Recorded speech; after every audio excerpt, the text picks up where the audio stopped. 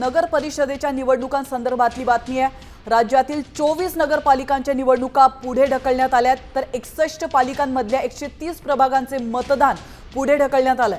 आपण पाहतोय या पालिकांसाठी आता 20 डिसेंबरला मतदान होणार आहे आणि 21 डिसेंबरला त्याचा निकाल लागणार आहे।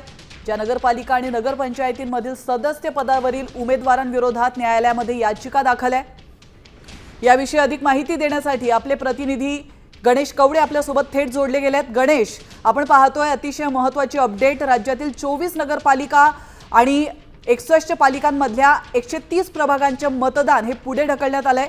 काय रिसेंट अपडेट समोर येते?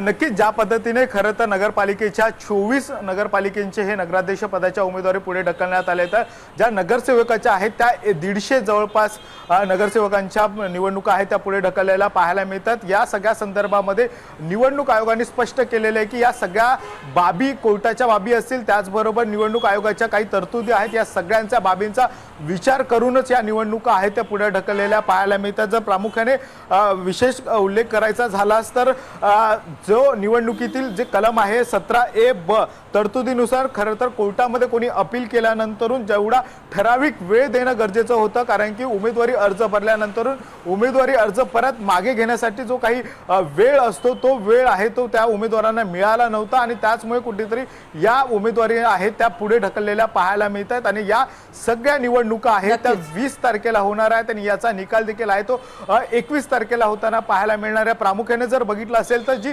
सुट्टीचा प्रश्न देखील निर्माण होत होता, त्यामुळे ज्या निवडणूक ज्या ठिकाणी रद्द करण्यात आलेल्या आहेत त्या ठिकाणच्या सुट्ट्या देखील आहेत त्या दिवशीच्या रद्द केलेल्या आहेत आणि ज्या दिवशी त्या ठिकाणी मतदान होणार आहे त्या दिवशी त्या ठिकाणच्या खरं तर सुट्ट्या आहे त्या येताना पाहायला मिळणार आहे। त्यामुळे निवडणूक आयोगाने सर्व बाजूंचा विचार करून खरं तर या सगळ्या निवडणुका आहेत त्या पुढे ढकललेल्या पाहायला मिळतात। त्याचबरोबर जर निवडणूक आयोगाकडून हे देखील स्पष्ट केलेलं आहे की ज्या ठिकाणी खरं तर नगराध्यक्ष पदासाठी जनतेतून आहे ती नगराध्यक्ष निवडून येणार आहे त्या ठिकाणी एकदाच मतदान आहे ते होताना पाहायला मिळणार, तर प्रभागाच्या मतदानासाठी खरं तर हे मतदान दुसऱ्यांदा करता येऊ शकणार आहे। नक्कीच धन्यवाद तुम्ही दिलेल्या महत्त्वपूर्ण माहितीबद्दल। आपण पाहतोय राज्य निवडणूक आयोगाने मोठा निर्णय घेतलाय। 20 डिसेंबरला मतदान होणार आहे, 21 डिसेंबरला निकाल लागणार आहे। 24 नगरपालिकांच्या निवडणुका आता लांबणीवर पडल्यात आणि या नगरपालिकांचं भवितव्य 21 तारखेला समोर येणार।